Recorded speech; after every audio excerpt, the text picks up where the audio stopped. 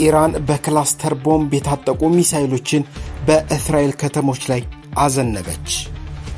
በፋርስ ባህረ ሰላጤ ሁለተኛው የአሜሪካ የጦር አውሮፕላን መከስከሱ ታውቋል። ኢራን ገሃነም ትሆናለች አሉ የአሜሪካው ፕሬዝዳንት ዶናልድ ትራምፕ። እነዚህንና በዕለቱ የተሰሙ የተመራረጡ መረጃዎችን ይዘናል። እስከ ፍጻሜው አብራችሁን ቆዩ።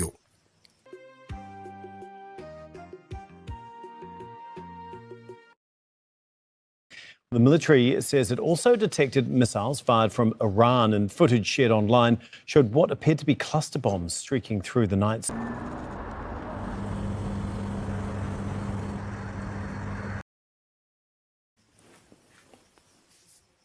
ኢራን በክላስተር ቦምብ የታጠቁ ሚሳኤሎችን በእስራኤል ከተሞች ላይ አዘነበች። የመካከለኛው ምስራቅ ጦርነት እጅግ አውዳሚ ወደሆነ ደረጃ መሸጋገሩን የሚያሳዩ መረጃዎች እየወጡ ነው።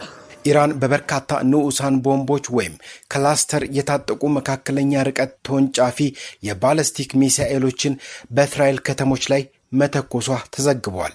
ጥቃቱ በዋናነት ብኒ ብራክ፣ ራማት ጋንና ቁሪያት ሽሞና የተባሉ የእስራኤል ከተሞችን ኢላማ ያደረገ መሆኑ ተገልጿል። እነዚህ ሚሳኤሎች በአየር ላይ ተበታትነው በርካታ ትናንሽ ቦምቦችን ስለሚረጩ በአንድ ጊዜ ሰፊ ቦታ ላይ ከፍተኛ ውድመትና የሰው ሕይወት ጥፋት የማድረስ አቅም አላቸው። ይህ አይነቱን ጥቃት መጠቀሟ ከተረጋገጠ ግጭቱን ወደማይመለስበት እልቂት ሊያመራ ይችላል ይላሉ ተንታኞች። እስካሁን በደረሰው የንብረት ውድመትና የሰው ሕይወት መጥፋት ላይ ማጣራት እየተደረገ ሲሆን የእስራኤል የአየር መከላከያ ስርዓት ጥቃቱን ለመመከት ከባለስልጣናት የተሰጠ ይፋዊ ማረጋገጫ የለም። ሁኔታው እጅግ በፍጥነት እየተቀያየረ ይገኛል። እስራኤል ለዚህ ክላስተር ጥቃት የምትሰጠው የአጸፋ ምላሽ በጉጉት እየተጠበቀ ሲሆን ከዚህ ግጭት ጋር ተያይዞ ዓለም በከፍተኛ ስጋት ውስጥ ትገኛለች። ከዚሁ ግጭት መረጃ ሳንወጣ በፋርስ ባህረ ሰላጤ ሁለተኛው የአሜሪካ የጦር አውሮፕላን መከስከሱ ታውቋል። በፋርስ ባህረ ሰላጤ አካባቢ ለሁለተኛ ጊዜ የአሜሪካ አየር ኃይል ተዋጊ አውሮፕላን መከስከሱን ኒውዮርክ ታይምስ የሁለት ከፍተኛ የአሜሪካ ባለስልጣናት ምንጭን ጠቅሶ ዘግቧል። እንደ ዘገባው ከሆነ አደጋው የደረሰው አርብ ዕለት ሲሆን በአውሮፕላኑ ውስጥ የነበሩት ብቸኛው ፓይለት ግን በሰላም መትረፋቸውና በነፍስ አድን ቡድን መዳናቸው ታውቋል። ይህ አደጋ በአጭር ጊዜ ውስጥ በዚህ ቀጠና የተከሰተ ሁለተኛው የአውሮፕላን መከስከስ አደጋ መሆኑ ስጋትን ፈጥሯል። የሮይተርስ የዜና ምንጭ እንደገለጸው ከሆነ የአደጋው መንስኤ እስካሁን በግልጽ አልታወቀም። ይሁን እንጂ በስትራቴጂካዊው የፋርስ ባህረ ሰላጤ ቀጠና ውስጥ አሜሪካ የምታደርገው የአየር ላይ እንቅስቃሴና ተከታታይ አደጋዎች የአካባቢውን የጸጥታ ሁኔታና የቴክኒክ ብቃትን ጥያቄ ውስጥ የሚከት ሆኗል። ባለስልጣናቱ ስለ አደጋው ተጨማሪ መረጃ ከመስጠት ቢቆጠቡም ጉዳዩን በተመለከተ ዝርዝር ምርመራ መጀመሩም ተጠቁሟል። አሁንም ከዚሁ ግጭት ወሬ አልወጣንም። ፕሬዝዳንት ትራምፕ ኢራን ገሃነም ትሆናለች ማለታቸው ተሰምቷል። ኢራን ወዲያውኑ የሆርሙዝ ወሽመጥን ከፍታ ወደ ድርድር ጠረጴዛ ካልመጣች በ48 ሰዓታት ውስጥ ሲኦል ይወርድባታል ሲሉ ነው የተደመጡት ፕሬዝዳንት ትራምፕ። የአሜሪካው ፕሬዝዳንት ዶናልድ ትራምፕ በኢራን ላይ እጅግ ጠንካራና አስደንጋጭ የተባለ ማስጠንቀቂያ መስጠታቸው ታውቋል። ፕሬዝዳንቱ በዛሬው ዕለት ባስተላለፉት መልእክት ኢራን በቁጥጥሯ ስር የሚገኘውን የሆርሙዝ ወሽመጥን በአስቸኳይ ካልከፈተችና የሰላም ስምምነት ላይ ካልደረሰች በሚቀጥሉት 48 ሰዓታት ውስጥ ታይቶ የማይታወቅ ወታደራዊ እርምጃ እንደሚወሰድባት አስታውቀዋል።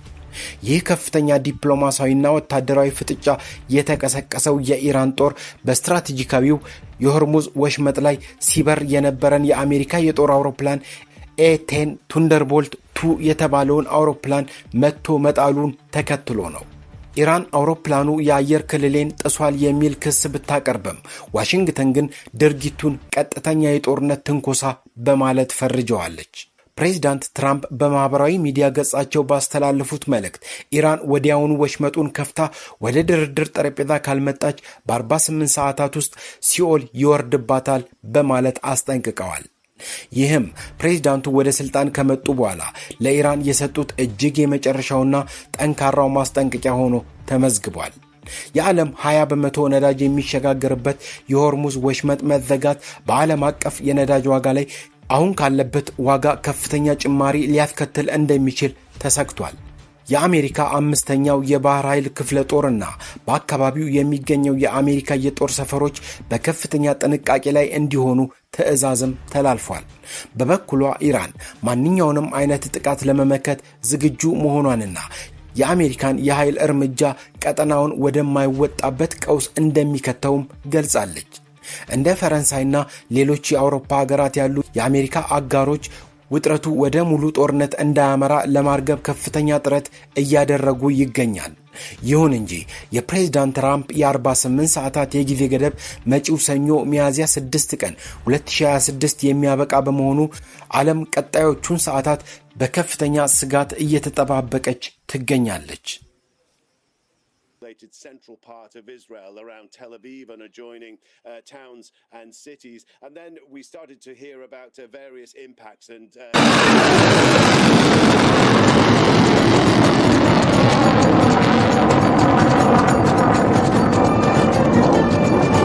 Colonel Gaynor, what does this mean for U.S. jet strikes and other aerial missions moving forward? That the skies are not as safe as they perhaps presumed. My guess is that this was daytime. My guess is.